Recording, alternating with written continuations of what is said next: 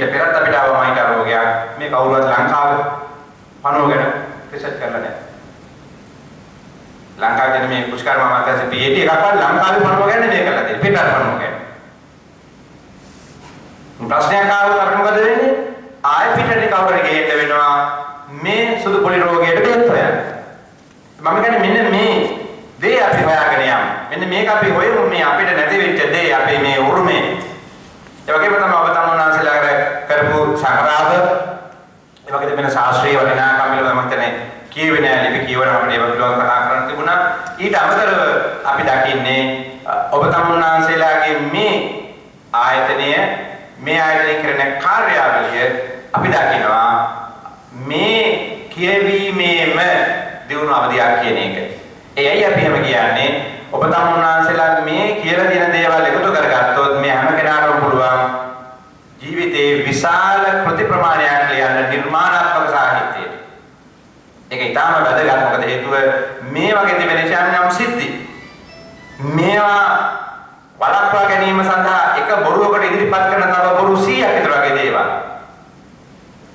ඒ අධ්‍යයනය තුළින් බැරිද නිර්මාණාත්මක සාහිත්‍යයට අපිට යමක් එකතු කරන්න. සමහරට ඒවා ඉදිරියේදී ලියුවොත් එහෙම අනාගතයේදී කරන බොහෝ අධ්‍යයනවලදී නිර්දේශිත ප්‍රතිපාදපත් කරන්න පුළුවන් ඔබ ලබන අත්දැකීම්. සමහර දේවල් රහස්‍ය වෙන්න පුළුවන්. නමුත් නිර්මාණාත්මක සාහිත්‍යයේදී අපිට යම් කිසි දේවල් පාවිච්චි කරන්න පුළුවන්. ඒ නිසා ඔබගේ මේ ජීවිත ලබන අත්දැකීම් යම් සිද්ධි සම්පාදනයෙන් ඇති වෙන ඒ ගවේෂණාත්මක තොරතුරු පුළුවන්කමක් තිබෙනවා නම් නිර්මාණ සාහිත්‍ය පැත්තට ගන්න. අපි ඕන නිර්මාණ සාහිත්‍යයේ බොහෝ දේවල් තිබෙනවා නම් ගම් මනස්කල්පිතයි කියලා. අපිට එහෙම ගන්න පුළුවන් නිර්මාණ සාහිත්‍යය යම් සිද්ධි පදනම් කරගත්ත මම හිතන්නේ එහෙම එක කෘතියක් තමයි විරාජිනී තෙන්නකෝන්ගේ මකරානන්දය. අනුරාධපුරේ සිද්ධියක් පදනම් කරගත්ත කෘතියක්. මෑත සාහිත්‍යයේ සාහිත්‍ය ක්ෂේත්‍රාව කෘතිය. ඒ නිසා මම හිතන්නේ මේවත් පුළුවන් නම් මේ ෆයිල් වලම තැන්පත් වෙලා ලේඛනාගාර වලට යන්නේ නැතුව මේ වගේ තිබෙන යම් කරුණු කාරණා මතු කරගෙන ඔබ මේ වාර්තාව කියවීම තුළින් ලබා ගන්න අත්දැකීම් පුළුවන් නම් පොඩි සටහනක් දාලා එකතු කරගෙන ඒ තුළින් යම් කිසි නිර්මාණයක බිහි වෙන්න. එතකොට ඔය ආන්විත තිබෙන චක්‍රලෝකයේ මිශ්‍රාමය වුණා කියන එක තමන්ටම වාසියක් බවටපත් වෙනවා.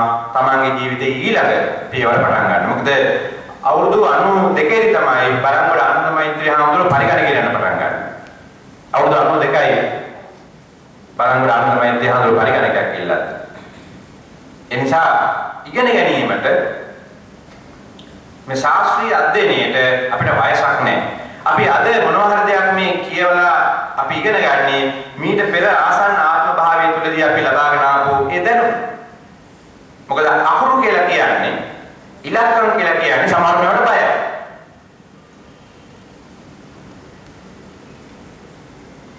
අතීත සමාජයේ බොහෝ විට මේවට පූජා පැවැත්වුවා. පූජනීය තත්ත්වයකට කරා. නිකමට හරි ගත්තොත් එහෙනම් ඔබ දන්නවද මේ නම කොහොමද දැල්ලා තියෙන්නේ කියලා? ඒකත් අපිට කියවීමක් නේ. මේ නම කියවමු අපි. විගණන වචන කීයක් තියෙනවද එතන? විගණන කියන එක වචන කීයක් තියෙනවද? ඒකත් එක කියවීම. අපි ගැන කියවනවා. විගණන වචන කීයක් තියෙනවද? විගණන කියන එක ඇතුලේ වචන කීයක් තියෙනවද?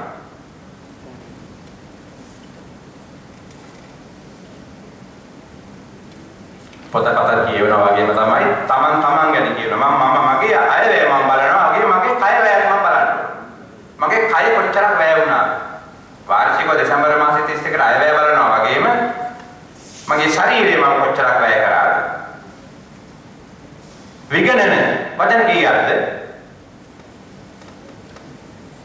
අපේ පුස්තකාල කමිටුවේ සභාපතිතුමා ඉන්නවා, අපේ පුස්තකාලය ප්‍රතිතුමී ඉන්නවා. වචන තුනක් කොහොමද කරගන්නේ? මට මම ඊයන් කියනවා යానిකා මේ ස්පෝර්ට් එකකුත් තියන්න මට චුට්ටක් ඔය පොඩි පාඩමක් කරන්න දෙනවා හොඳයි කියලා.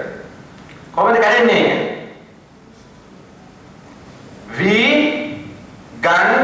අන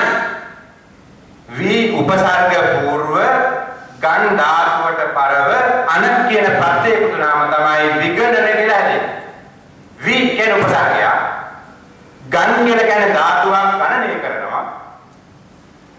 ඒකට එකතු වෙනවා ප්‍රත්‍ය අන කියලා. වී වලට තියෙනවා අර්ථ දෙකක්. උපසර්ගනේ. එකක් තමයි අර්ථය වැඩි කරන්න පුළුවන්, අනිත් එක තමයි අර්ථය හානි කරන්න පුළුවන්.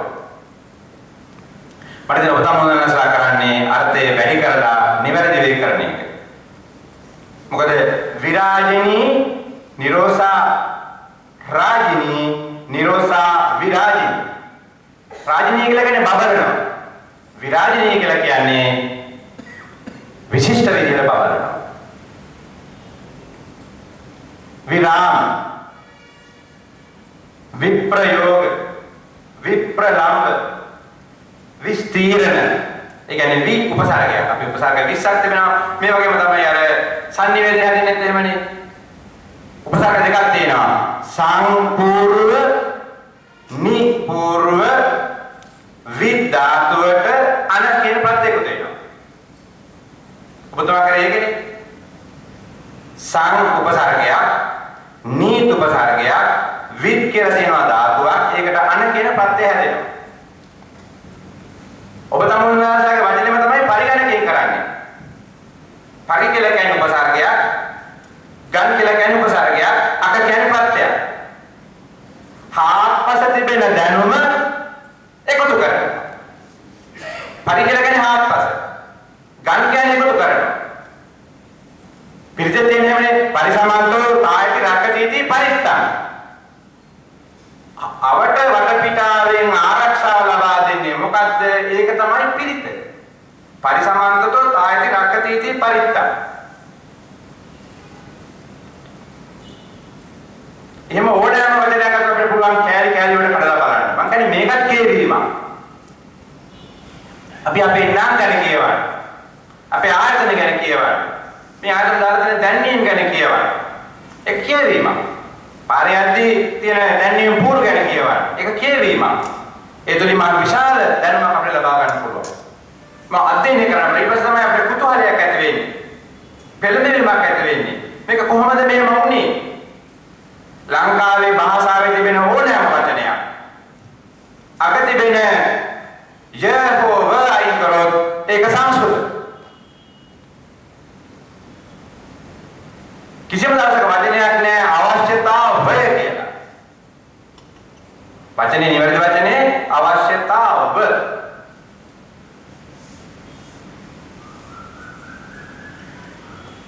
මොකද වර්ඩ් සිංහල ය සිංහල දෙන්නේ එකට එන්න බෑ. අවශ්‍යතා සංස්කෘත වචනේ ඒකට අපි ව දැම්මොත් ඒක සිංහලීකරණය වෙනවා. ඕනෑම උයන්ෙන් ඉවර වෙන වචනයකට ව දැම්මොත් ඒක සිංහල බවටපත් වෙනවා. ඕනෑම අයන්ෙන් යෙදෙන වචනයකට ය දැම්මොත් ඒක සිංහල බවටපත් වෙනවා. මේ සංස්කෘත ඕනෑම වචනයක් අරන් අපිට පුළුවන් හදලා බලන්න. දේනු විසර්ගයෙන් තිබෙනවා බිඳු දෙක අයින් කරා ඉවරුනේ දේනු උයන්නේ ව දැම්මම දේනුව. එච්චර. මේ භාෂාවන් කියවන ඒක හරි වැදගත් කියවීමක්. ඔබගේ තියෙන අනිත් අතන නාමනේ ගණක ඒකත් ඒ විදිහටම හැදෙන්නේ. ගන් ධාතුවට අකප්‍රත්‍ය එකතු වෙනවා. ගණනය කරන්නේ. මේවා පටන් අරන් දෙන මොකද දැන් ඊයේ කියුවා මේ කියන පෙර පොළොන්නරුව රාජධානියේ දෙවෙනි පැරකුම්ගේ පළවෙනි පැරකුම්ගේ රාජධානිය විගණක පරිසමය ඉඳලා තියෙනවා. අනිවාර්යෙන් ඉන්න ඕනේ. 14 දෙනෙක් ඉන්නවා ඒ රාජ්‍ය සභාවේ. ඒ කැබිනට් එක. එදා කැබිනට් එක. ඒ කැබිනට් එක මේ කැබිනට් වලට 100ට 10 ගුණයක් වද. පොළොන්නරුවේ කැබිනට් එක කියලා බලන්න. ඒගොල්ලෝ කොහොම හිටියා? වියට්නාම් UGC chairman එයාත් ඉන්නවා ඒගොල්ලෝ. මහා වේදනා සෞඛ්‍ය අමාත්‍යාංශයේ ප්‍රධානියා එතන ඉන්නවා. මංගන්නේ මොන තරම් උරුමයක්ද අපි නැති කරගෙන තියෙන්නේ. ඒකනේ බංගලාදේශේ ණය ගන්න. ලෝකේ කිසිම රටකට කියලා නැහැ පෙරදිග ප්‍රධානකාරී කියලා. අපිට වඩා කටගුණයක් විසාරයි ඉන්දියාව. ඉන්දියාව ප්‍රගතන කියලා නැහැ පෙරදිග ප්‍රධානකාරී කියලා. අපිට තමයි කියලා තියෙන්නේ. නමුත් අද අපි කන්නේ පාකිස්තානයේ සහ ඉන්දියාවේ ඉන්න ප්ලාස්ටික් කාර්. ඒ තමයි අපි අපේ ඉතිහාසයේ කියවීම තුළ තියෙන වැරද්ද. අපි ඉතිහාසය අපි හරියට කියව ගත්තා නම් අපිට මේ දේ වෙන්නේ නැහැ. මැකලම් ආණ්ඩුකාරයා තවදුරටත් මේ කියන අපිට මේ වැරද්ද වෙන්නේ නැහැ. එතුමා ඉතරම් විදාරණේ ලංකාවේ යනවා. ඒ නිසා මේ කියවීම මම කියන්නේ පොතපත කියවීම වගේම මේ ශාස්ත්‍රීය ගවේෂණය තමා තුළටත් ගන්න මේ අවට පරිසරය කියවන්න. අවට පරිසරය සංවේදී වෙන්න මම හිතන්නේ අපිට බොහෝ දේවල් ලබා ගන්න පුළුවන්. අපි නොහිතන තැනකට ඔබේ මේ සීමිත ජීවිත කාලය තුළ උනත් අපිට යන්න පුළුවන්. ඒක ඉතාම වැදගත් වේවි. ඒ නිසා ඔබගේ වැදගත් දෙයක් සංග්‍රහයක් පිළිදක්වනවා කියන එක ලංකාවේ සංග්‍රහ සාහිත්‍ය ගත්තොත් එහෙම 1885 අංක 1 දරන මුද්‍රණකරුවන්ගේ හා ප්‍රකාශකයන්ගේ ආඥාපනතේ සිට අපිට නිත්‍යානුකූල සංග්‍රහ අපිට හම්බ වෙනවා. ඊට පෙරත් මේවා එන්නේ කවිපොළ විදිහට. සකල සිරිම්පිරි ශ්‍රී ලංකාවේ දකුණු පළාතේ කියලා පටන් ගත්තාම රුපියල් 5ට විකුණපු කවිපොළේ අපි කියන්නේ 70 දශකයේ මෙහා ඊට පෙර මේවා සතගණන් වලට ගියේ. මේ කවි සාහිත්‍යය තමයි පසු කාලීනව තරඟකාරී විදිහට එන්නේ ආගමික මතවාද ප්‍රකාශ කිරීම සඳහා. ඒ පානදුරාවාදයේ උදාමීටවාදයේ එක තමයි සංග්‍රහවලටපත් වෙන්නේ. එතකන් තිබුණේ කවි පොළේ. ඊට පස්සේ මොකද උනේ මම වඩා උතුම් කියන්නේ මගේ පාර්ශ්වය වඩා උතුම් කියන්නේ යම් විදියකට මුද්‍රණය කරා. ඒක තමයි පසු කාලීනව 1921 ලුඩෝවයික් මහත්මයාත් එක්ක පටන් ගත්ත කොලෙජ් හවුස් වලින් පටන් ගත්ත විශ්වවිද්‍යාල සම්ප්‍රදාය තුළ මේක ශාස්ත්‍රීයකරණය බාටපත් වෙනවා. ඒතර මුලින්ම ආවේ යම් කිසි සිද්ධියක් අපි ප්‍රකාශ කිරීම සඳහා වාර්තාකරණය යෙදුණා. ඊට පස්සේ මොකද වුනේ? කතෝලික සහ බෞද්ධ පාර්ශ්ව දෙකේ තිබිච්ච ආගමික මතවාදයන් උඩුප්පා දැක්වීම සඳහා මේක මුද්‍රණය කරලා ප්‍රකාශයටපත් කරා. පසුකාලීනව මේකට ඇකඩමික් වැලියු එකක් ආවා. විශ්වවිද්‍යාල විශේෂයෙන් 1921 1925 කියන වකවානුවේදී පටන් ගන්න ලංකා විශ්වවිද්‍යාලය කොළඹ අතරත් තියෙන කොලෙජ් හවුස් එකේ පටන් ගත්ත මූලික ස්ථානය 1921 ආරම්භ වෙන්නේ. මෙතනදී වෙන්නේ මොකද්ද? ඉංග්‍රීසි අධ්‍යයන අංශ විසින් ඒ කාලේ බ්‍රිතාන්‍යයේ තිබිච්ච ධර්ම මේ රටට ගෙනාවා. පුස්තකාලයත් ඒ හින්දාම තමයි. පුස්තකාල, පාසල්, විශ්වවිද්‍යාල, මහා මාර්ග, දුම්රිය මාර්ග මේ සියල්ල වෙන්නේ ඒ බටහිර ආධිපත්‍ය ආශිර්වාදයෙන් අපිට. එනිසා සංග්‍රහයක් කරන්න බෑ. ඊට ගැලපෙන හොඳ සන්නද්ධ පිරිසක් ඉන්නේ නැත්තම්. ඔබ තමුන්නාන්සලාගේ ආයතන මම හිතන්නේ ඊට ගැලපෙන පිරිසක් ඉන්නවා කියන එක ඔප්පු කරලා තිබෙනවා මේ සංග්‍රහ ප්‍රකාශයටපත් කිරීමෙන්. අර ඉගෙන ගන්න මම කිව්වා වගේ ඇත්තටම ආයතන විසින් සංග්‍රහයක් ගන්නවා කියන එක තියලා හිතන්නේ නැහැ. සංග්‍රහයක් ගන්න බැහැ මේ ආයතනයකට. මොකද මේක සම්පූර්ණයෙන්ම ඇකඩමික් වැඩක්. නිකන් කවි ටිකක් දාලා ධනියක් ගහන්න පුළුවන්. අපි සාමාන්‍යයෙන් ගහන්නේ උත්සව වලට ගහන්නේ පොඩි ආධාර පත්‍රයක් විදිහට ගහනවා තියෙන්නේ. සමරු කලාපයක් නෙමෙයි සංග්‍රහයක් කියලා කියන්නේ. හැකියාව තිබෙනවා නම් මේක ඔබතුමාලා දිගට පවත්වාගෙන යන්න. මේ තුලින් අපේ මතය ප්‍රකාශ කරන්න පුළුවන් එකක්. ඒ වගේම තමයි අනාගත පරම්පරාවට මේ දැනුම සම්ප්‍රේෂණය කරන්න පුළුවන් එකක්. ඒ වගේම තමයි මේ විෂයක්ෂේත්‍රයට අදාළව සංගවිච්ච දැනුම නිරාවරණය කරන්න පුළුවන් එකක්. ඒ වගේම තමයි ඕනෑම ආයතනයක් ඉදිරියේ විගණන කාර්යාලයේ මතුවෙන්න තිබෙන එක අවස්ථාව තමයි මේ ශාස්ත්‍රීය මෙහෙවර. බදමුණාගේ ආයතනයේ දැක්ම, බදමුණා ආයතනයේ මෙහෙවර ප්‍රකාශ කරනවා වගේ වාර්ෂික වාර්තාවල වගේම මෙවැනි දෙයකින් පුළුවන් අපි අතට නොයන පිරිසට මේ අපේ දැනුම ගෙනියන්න. ඒ නිසා මේ සංග්‍රහව හොඳට ශාස්ත්‍රීය අධ්‍යයනයකට ලක් කරලා ප්‍රකාශපත් කරලා අපිට පුළුවන් මේක වෙබ් හොක්ස් එකට දැම්මම ලෝකේ ඉන්න ඕනෑම කෙනෙකුට මේ සංග්‍රහව කියවන්න පුළුවන්. සිංහල ලිපි තිබෙනවා අපිට පුළුවන් එකේ පොඩි ඇබ්ස්ට්‍රැක්ට් එකක් දාන්න. ෆුල් පේජ් එක ඕනෑම කෙනෙකුට ගන්න කියන්න පුළුවන්. අපිට වෙබ් හොක්ස් වලට මේක අප්ලෝඩ් කරොත් ඔබ තමුන්නාසලේ කෙනෙක්ගේ මොනවා හරි බයෝඩේටා එකක් පුරවනවා නම් ඔටෝමැටිකලි අර සංග්‍රහයේ රෙෆරන්ස් එක එනවා. මෙයා මේ වගේ කෙනෙක් කියලා. තමගේ බයෝඩේටා එකට කියනවා මේ වගේ ඇකඩමික් චරිතයක් මේ ඉන්නේ කියන එක. අපි නොදන්නා විශාල පිරිසකට මේක සංසරණය වෙනවා. તો අපි විශ්වවිද්‍යාලවලත් මේකට ලින්ක් එක එනවා. මොකද අපි බොහෝ පුස්තකාල මේ කොවිඩ් වලින් පස්සේ මේ ඔබලගේ මාතෘකාවේ තිබුණා ෆිසිකලි වහලා. හැබැයි කලෙක්ෂන් එක අරගෙන. ඊළ බැලුවාම අපි දොරවල් ලොක් කරලා සතියාන්තර දොරවල් ලොක් කරලා රැට දොරවල් ලොක් කරලා නමුත් අපේ හැම ශිෂ්‍යයෙකුටම අපි දීලා තිබෙනවා පාස්වර්ඩ් එකක්. එයාට අපේ කලෙක්ෂන් එක ඇතුළට එන්න පුළුවන්. ෆොටෝකොපියක් ගහ ගන්න පුළුවන්, print out එකක් ගන්න පුළුවන්. අපි පොත ස්කෑන් කරලා දාලා තියෙන වෙබ් එකට. අපි දෙනවා කැල්කියුලර් පේජ් එකක් තිබෙනවා අපිට. LMS කියලා තිබෙනවා අපේ ළමයින්ට අපි වෙනම ඉගෙන ගන්න දාලා. එයාගේ මුර වදනෙන් එන්න පුළුවන්. ආවම එයාට මේ පොත පාවිච්චි කරන්න පුළුවන්. අපි මේ පොත් ස්කෑන් කරන්නේ අදාළ භාෂා වලින් අවසර අරන් අපි ස්කෑන් කරලා දාලා දෙනවා. එහෙම කවුරු අවසර දුන්නේ නැත්නම් අපිට දෙනවා පොඩි ක්‍රමයක්. education purpose only not for sale කියලා දාලා අපිට පාවිච්චි කරන්න පුළුවන්. ඒක තිබෙනවා බුද්ධිමය දේපල පනතේ සාධාරණ ප්‍රයෝජන සඳහා කියලා වගන්තියක්. අපි විකුණන්න ගත්තේ නැහැ. හැබැයි ඒත් අපේ ළමයි සමහරක් අය ඒ පොත් මුද්‍රණය කරලා විකුණනවා. ඒ වගේ අවස්ථාවක් අපිට එනවා නීතිමය ගැටලු. මොකද අපි අර විදිහේ පාවිච්චි කරා මිනිස්සු කියලා කියන්නේ නානත්ත කාය නානත්ත සංඥානේ. අද ඇඟිලි පහ වගේනේ. විවිධ දැනීම් හැඟීම් තියෙන මිනිස්සු නිසා බොහෝ විට මේවා වෙනත් අයථා ගණන වලට කරන්න පුළුවන්. එහෙනම් මේ සංග්‍රහව මම යානික මිස් එකක් කතා කරන්න අපිට වෙබ් පොක්ස් එකට දාලා ඕනනම් පුළුවන්.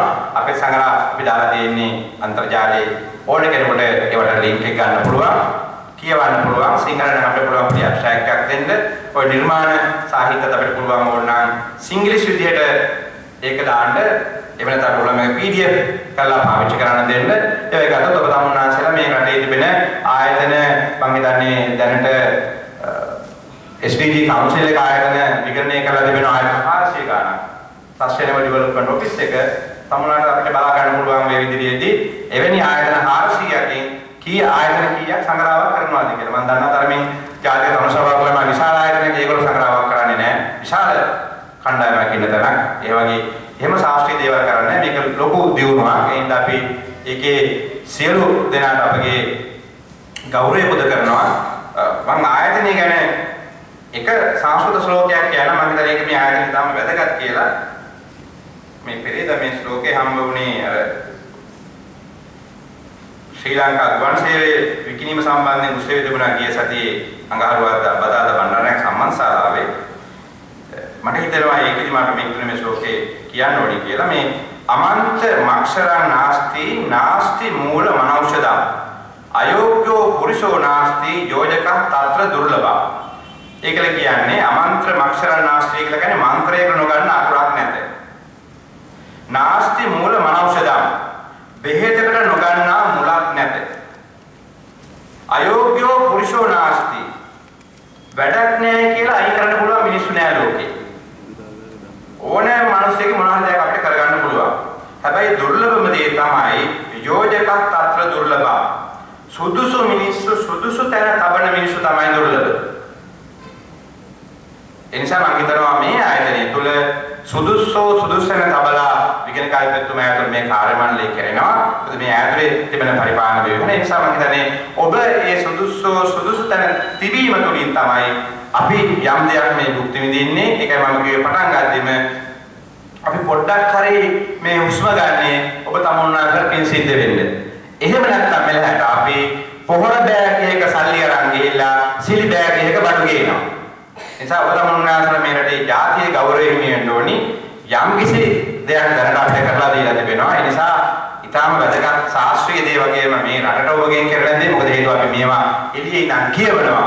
මේ සියලු කටයුතු පිළිබඳව. ඒ නිසා ඔබ පුස්තකාලයාධිපති තැනට තිබෙනවා. සුදේශ් මහත්මයා ඒ තැන තබලා තිබෙනවා. ඒ නිසා එතුමා පුස්තකාලයට අවශ්‍ය කරන නායකත්වය ලබා දෙනවා. විගණකපතිතුමා ඊට අදාළ සම්පූර්ණම පරිපාලනය වශයෙන් නායකත්වය ලබා දෙනවා. ඔබ සියලු දෙනාගේම ආශිර්වාදය මේ කටයුතුත් එක තිබෙනවා. ඒ නිසා අපි හිතනවා අපි පොතපත කියවනවා වගේම අපි පරිසරය කියවමු. අපි පරිසරයේ සුන්දරත්වය විඳිමු. අපි නිර්මාණකරුවෙක් බවට පත් වෙමු. අපි නිර්මාණකරුවෙක් බවට පත් වෙනවාම කියලා කියන්නේ අපි තුළ ඇති වෙනවා මෙත්තාව, කරුණාව, මුදිතාව, උපේක්ෂාව. මේකයි අපිට වැදගත් වෙන්නේ. ඒ නිසා ඔබගේ අද දවසේ සියලු ප්‍රාර්ථනාවන් සාර්ථක වෙන්න ඉදිරියේදී ඔබගේ කරන ඕනෑම කටයුත්තකදී අපිට දෙන්න පුළුවන් අපි ශාස්ත්‍රීය දායකත්වය අපි ඔබට ලබා දෙනවා. ඒ වගේම මේ අවස්ථාවට සහභාගී වෙච්ච කරු විගණක පාත්‍රමාටත් ඒ වගේම සුදේශ් මහත්මයාට අපිට මේ සඳහා අවස්ථාව ලබා දීපු පුස්තකාල කමිටුවට අපේ හිතවත් යානිකා මහත්මියට එතුමිය අපේ විශාල කාර්යභාරයක් කරන විගණක පාත්‍රම මම හිතන්නේ මෙතුමිය පටන් ගත්ත වැඩසටහනක් සංකතන කියලා. අලුත් වැඩසටහන පටන් ගත්තා මම සභාපති වුණායින් පස්සේ දැන් ඒක පරිසර අමාත්‍යාංශ ඉල්ලගෙන ඒගොල්ලෝ වැඩසටහනකට කරගෙන යනවා. ඒගොල්ලෝ වියදම් කරන්නේ. මධ්‍ය ප්‍රදේශ අධිකාරිය. රාජ්‍ය පරිමාණ අමාත්‍යාංශය ඒගොල්ලෝ වැඩසටහන් කීපයක් කරන්න ඕනේ කියලා. මෙතුමිය තමයි ඒකේ මූලිකත්වය ගත්තේ. එතුමිය ඒකේ දෙරම තියෙන ඩේටා වලින් මොකද ඒ කාලේ අපිට කොරෝනා නිසා අපිට බැරි වුණා Zoom link එකක් ගන්න. ඒ වගේ මහා කැපවීමක් කරන චරිතයක් ඔබගේ ආයතනයේ ඉන්නේ. ඒ ශරීරයෙන් මිටි වුණාට වැඩ වලින් මම හිතන්නේ ටිකක් උසයි. පෙරම කිරිද ඇල්ලිස් වගේමයි. ඒ විදිහට ස්මාර්ට්ෆෝන් අන්තිමෙලම කිව්වේ කතාවක්. ඒ නිසා කලට පැසුණු උන් අකලට නැසුණ කල අකලට පැසුණු උන් කටමැට දොඩනු ඇත කියලා මම හිතන්නේ මෙතන ඉන්නේ කලට පැසිච්ච මිනිස්සු ඒගොල්ලන්ගේ කරන වැඩ කටයුතු සාර්ථක වෙලා ප්‍රාර්ථනා කරමින් නිහඬ වෙනවා. බොහොම ස්තුතියි.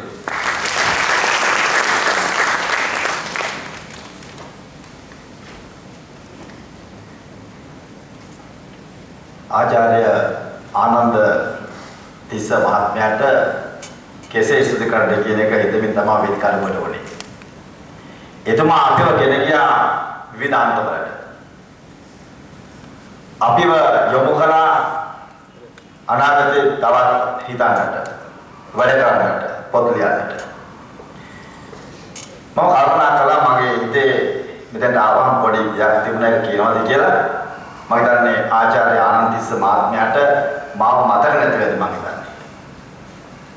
එතුමා අපේ ගෙදර 4-5 වතාවක් විතර ඇවිල්ලා තියෙනවා වගේ මට මතකයි. මම මේක නොකිය ඉන්නවා කියලා කල්පනා කරලා ඉස්සුති කරන වෙලාවට මම මේක කියනවා කියලා කිව්වා. ඒතකොට මම ඥානිකයන් විසින් ඇහුවා ආනන්ද තිස්ස මහත්මයා කැස්පෑර් නැති කියලා.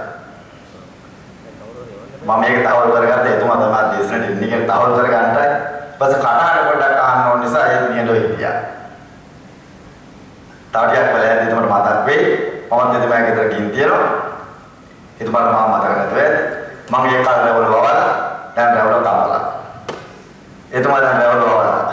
ඒක තමයි නැත්නම්. කමක් නැහැ. අපි දෙන්න අඳුර ගමු තව ටිකකින්.